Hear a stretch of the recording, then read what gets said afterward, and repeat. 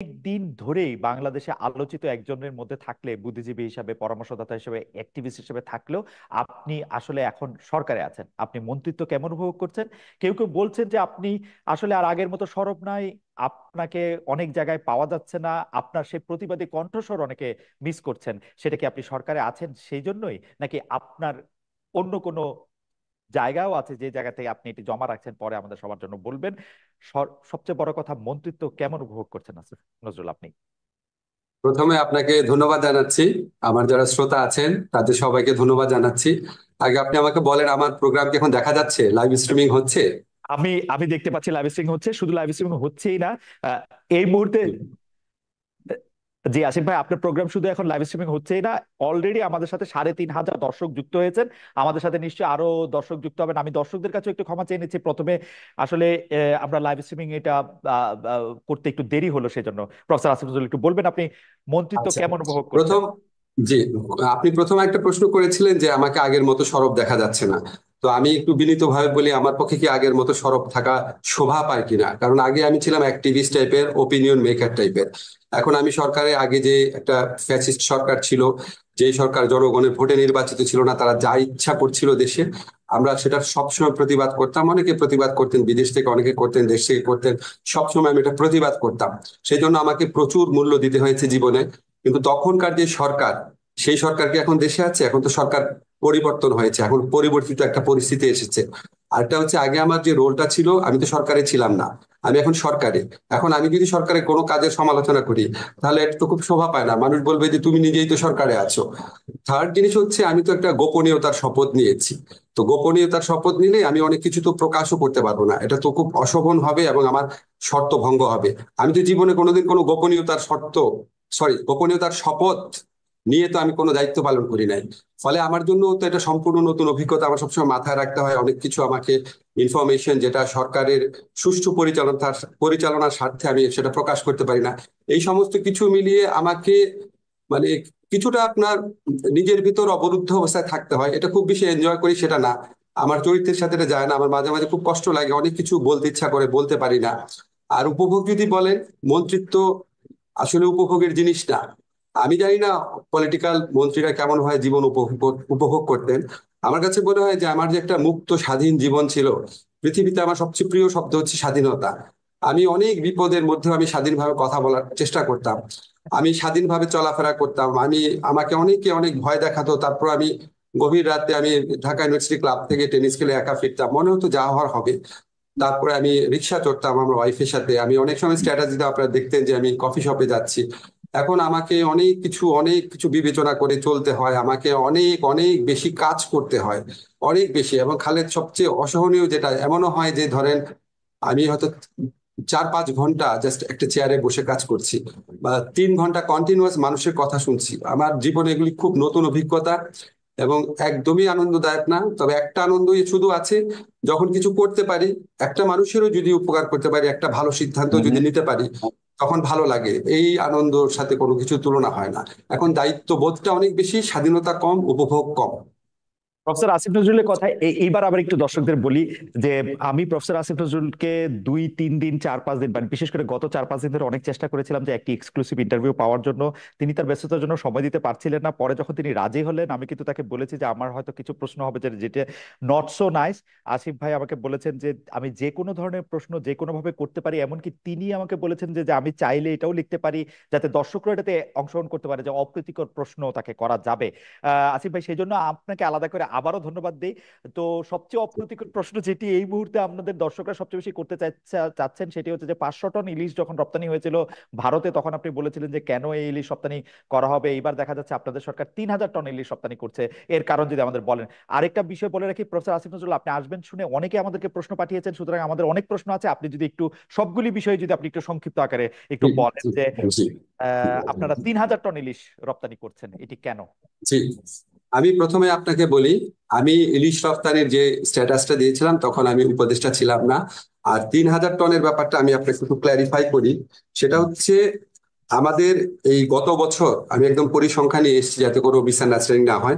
গত বছর 3,950 টন ইলিশ রফতানির সর্বোচ্চ অনুমোদন দেওয়া হয়েছিল।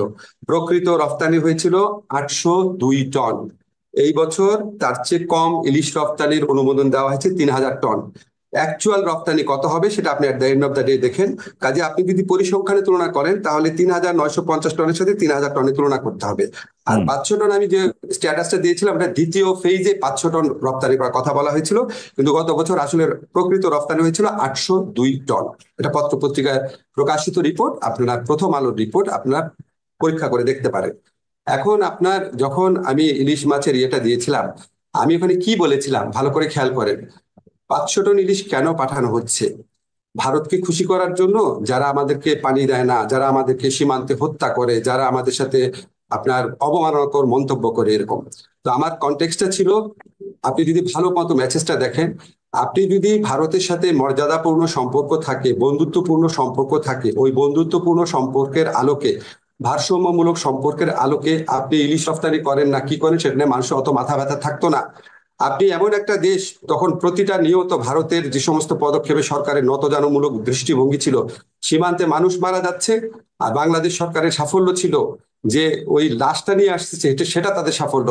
মানুষ মারা যাচ্ছে সেটাকে সরকার সমর্থন করতো, তৎকালীন শেখ হাসিনা সরকার বলতো আমাদের লোকরা অপরাধ করে যায় দেখে মারা যায়, আমরা পানি পাচ্ছি না সেটার কোনো প্রতিবাদ করতো না ঠিক মতো, অথচ আমাদের পানি ফেনী নদীর পানি দিয়ে দিচ্ছে, আমাদের এখানে ভিতর দিয়ে ট্রানজিট নিয়ে যাচ্ছে, আমি নেপাল আর ভুটানের সাথে সামান্য ট্রানজিট পাচ্ছি না। দিনের পর দিন ভারতের যারা শাসক আছে আমাদের দেশ সম্পর্কে অত্যন্ত অবমাননাকর অপমানজনক উক্তি করত, আমাদের মন বিষিয়ে থাকতো সব সময়। তো আমার কনটেক্সটে ছিল এইরকম একটা কান্ট্রিকে সারাক্ষণ আমাদের দেশের প্রধানমন্ত্রী বলতে থাকতে, আপনার খেয়াল আছে নিশ্চয়ই তৎকালীন প্রধানমন্ত্রী, যে ভারতকে যা দিয়েছি কখনো ভারত সেটা ভুলতে পারবে না। তখন আমাদের মনে প্রশ্ন আসতো, এটা কি আপনার পৈতৃক সম্পত্তি নাকি আপনি যা ইচ্ছা দিবেন? কাজে তখন মনে তো অপ্রকাশ্য অনেক জিনিসও আছে। তো ওই কনটেক্সটে আমি বলতাম যে আপনি এমন একটা দেশকে এই জিনিসগুলা দিচ্ছেন, যে এই দেশ আমার বর্ডারে এটা মানে, প্রতিবাদ করেন না, পানি চান না, এই চান না, ইত্যাদি। সেই ক্ষোভ থেকে তখন অনেক কিছু বলেছি। আমি একটু ক্লারিফাই করি, এখন তো আর সেই সরকারটা নাই। এখন কি আমার সরকার বর্ডারে যখন হত্যা হয় প্রতিবাদ করে না? কঠোরভাবে প্রতিবাদ করে। তাদের অমিত শাহ একটা বক্তব্য দিয়েছে, আপনি আমাদের বক্তব্য দেখেন কত কড়াভাবে বলা হচ্ছে, অত্যন্ত আপত্তিকর, বন্ধুত্বমূলক সম্পর্কে গিয়ে তীব্র প্রতিবাদ জানিয়েছে। আমাদের যিনি চিফ প্রধান উপদেষ্টা আছেন উনি ভারত সম্পর্কে কিভাবে কথা বলেন, আমি আমার প্রথম আলো ইন্টারভিউতে ভারত সম্পর্কে কিভাবে কথা বলেছি। এবং এখনকার কনটেক্সটে আপনি যদি বলেন, আমি একটু ক্লিয়ার করি আপনাকে, এই 500 টন ইলিশ রপ্তানি প্রক্রিয়া তো আমি যদি ছিলাম না, এটা হচ্ছে কনসার্ন মিনিস্ট্রির সাথে আলাপ করে বা কনসার্ন মিনিস্ট্রির সাথে কথা বলে করা হয়েছে। তারপরে যখন আমার নিজের কাছে মনে হচ্ছে কেন দেওয়া হচ্ছে, আপনি কি যুক্তিগুলা শুনতে চান? এইটার পিছনে যে কি কি কথা আমি শুনেছি আমি নিজে ইনভেস্টিগেট করে। আমার মনে হয় যে সেই যুক্তিগুলি আমরা নিশ্চয়ই শুনবো। আমি মাঝখানে একটু কথা বলে নিই, এবং অনেকগুলি বিষয় নিয়ে যেহেতু আমাদের কথা বলতে হবে। প্রফেসর আসিফ নজরুল, এটি একদম পরিষ্কার যে গত সরকারের সময় গত সরকার ভারতের প্রতি একটি নতজানু ভূমিকা দেখিয়েছিল। সারাক্ষণই তারা মানে, যাই হোক, ভারতের কথা যদি এরকম ভাবে বলাও যায়, ভারতের কথা উঠতো এবং বসতো, এরকম একটা পরিস্থিতিও তারা সৃষ্টি করেছিল। কিন্তু ভারত কিন্তু এই সরকার চেঞ্জ হওয়ার সাথে সাথে চেঞ্জ হয় নাই, আপনারা চেঞ্জ হয়েছেন, ভারত ভারতের আগের মতোই আছে। তার মানে জি। আপনারা কিছু কড়া কথা বলছেন, ইলিশও দিচ্ছেন। গত সরকার কড়া কথা বলতো না, ইলিশ দিত। আপনারা কড়া কথা বলছেন, ইলিশ দিতেন। এটা কি একটা সিম্বলিক যে আপনারা ভারতের সাথে একই রকম সম্পর্ক রাখবেন, শুধু কিছু কড়া কথা মাঝখানে বলবেন? ব্যাপারটা কি এরকম? নো, নো, আমি যতটুকু বুঝতে পেরেছি, আমি যখন এই ব্যাপারটা ইনভেস্টিগেট করেছি তখন কতগুলা কথা বলা হয়েছে, এগুলো কিন্তু আমার কথা না, আমি মানে রপ্তানির পেছনে কথাগুলো শুনতে চেয়েছি। তখন একটা কথা বলা হয়েছে যে, আমি যেটা যেটা ইনভেস্টিগেট করে বা জিজ্ঞেস করে জেনেছি, সেটা হচ্ছে আমাদের ছাত্র জনতার যে বিপ্লব হয়েছিল, এই বিপ্লবে পশ্চিমবঙ্গের মানুষের সমর্থন ছিল। তারা আমাদের ওইখানকার দূতাবাসের সামনে কর্মসূচি পালন করেছে। পশ্চিমবঙ্গের যে মুখ্যমন্ত্রী ছিল তিনি অত্যন্ত কড়া ভাষায় আমাদের তৎকালীন প্রধানমন্ত্রীর সমালোচনা করেছিলেন, এবং এটা নিয়ে একটা টানাপোড়েনের সৃষ্টি হয়েছিল। এবং আমাদের এই ইলিশটা প্রধানত পশ্চিমবঙ্গের মানুষের জন্য যাচ্ছে। এগুলি কিন্তু আমার যুক্তি না, আমি যেসব কথা শুনেছি। আরেকটা কথা বলা হয়েছে, মোট যে ইলিশ রপ্তানি করা হচ্ছে সেটা হচ্ছে 0.29%। এগুলি অন্য পক্ষের কথা। এবং সবচেয়ে বড় যে কথাটা বলা হয়েছে, ভারতের সাথে আমরা সম্পর্ক মানে রিঅ্যালাইনমেন্ট করতে যাচ্ছি, আমরা একটা ভারসাম্যমূলক সম্পর্ক প্রতিষ্ঠা করার দিকে যাচ্ছি। সেখানে আমাদের জন্য অত্যন্ত জরুরি বিষয় হচ্ছে আদানির বিদ্যুৎ কেন্দ্র, রামপাল কেন্দ্র, আমার বর্ডার কিলিং। সেখানে আমি একটা অপেক্ষাকৃত অপেক্ষাকৃত লঘু বিষয়ে আমি তাকে একটা মেসেজ দিতে চাই না যে আমি তোমার সাথে খুব হোস্টাইল। আমি ওই ভারসাম্যমূলক সম্পর্কের সৃষ্টি করার প্রয়াস হিসাবে আমি এই পশ্চিমবঙ্গের মানুষের ইলিশের যে ইয়েটা আছে এই ছোট একটা জিনিস নিয়ে আমি তাকে আঘাত করতে চাই না। ছোট জিনিস ওই আমি আপনাকে বললাম আমার ইনভেস্টিগেশনের বক্তব্য। আমার মনে হয় যে প্রফেসর আসিফ নজরুল আপনি ঠিকই বলেছেন। আমরা জানি যে বাংলাদেশের একজন কবি, লেখক, চিন্তক ব্রাত্য রায় এই কথা বলেছেনও। যেহেতু মমতা ব্যানার্জি এখন তার দেশে বা তার প্রদেশে একটি ধর্ষণ কাণ্ড নিয়ে খুবই বিপজ্জনক অবস্থায় আছেন, তাকে আসলে সেভ করার জন্য আপনারা ইলিশ মাছ দিচ্ছেন, এবং তাতে মোদী সরকার একটু বিরক্ত হবেন, বিব্রত হবেন, সেটাও আপনাদের লক্ষ্য, এটা অনেকে বলছেন। অর্থাৎ আপনারা না না, আমি সেভাবে বলতে চাচ্ছি না, আমি সেভাবে বলতে চাচ্ছি না। আমি শুধু শুনেছি যে পশ্চিমবঙ্গের মানুষ আমাদের আন্দোলনকে সাপোর্ট করেছে, পশ্চিমবঙ্গের মুখ্যমন্ত্রী অত্যন্ত শক্তভাবে নিন্দা করেছেন।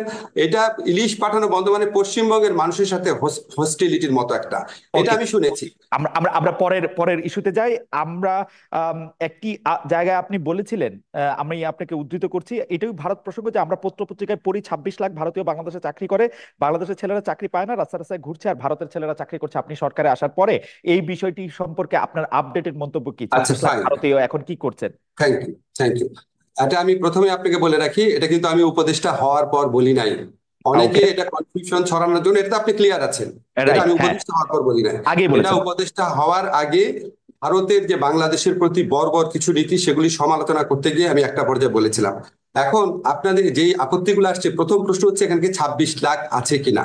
তাহলে আমি আপনার দৃষ্টি আকর্ষণ করি, ফিনান্সিয়াল এক্সপ্রেসে 2009 সনে বলা হয়েছিল 5 লক্ষ ভারতীয় এখানে চাকরি করছে, 2009 সনে।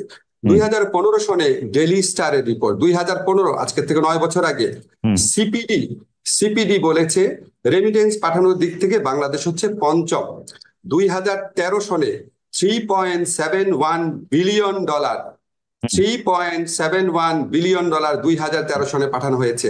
এবং সেই রিপোর্টে বলা হয়েছে এটা অফিসিয়াল ফিগার, হুম আনঅফিসিয়াল ফিগার এর চেয়ে আরো অনেক বেশি।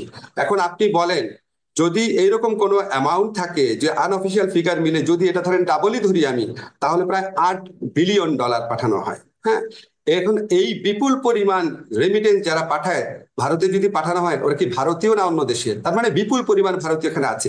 আমি যে আপনাকে ফিগারটা বলেছি 26 লাখ, সেটা হচ্ছে কম হতে পারে আবার বেশি হতে পারে, এক্সাক্ট চিত্র আমরা জানি না। না, কিন্তু কেন প্রফেসর, জানি না আপনাকে, কিন্তু প্রফেসর, আপনাকে আমি আরেকটু বলি না, আরেকটু বলি আপনাকে কেন জানি না।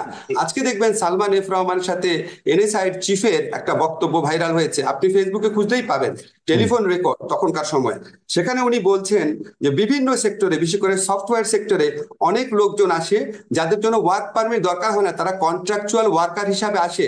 এবং উনি ধমক দিচ্ছেন এনএসআই চিফকে যে বিডার অনুমোদন এখানে লাগে না, তুমি এখানে সিকিউরিটি জিনিস দেখবা, তুমি অন্য জিনিস দেখবা কিনা, দেখবা কেন।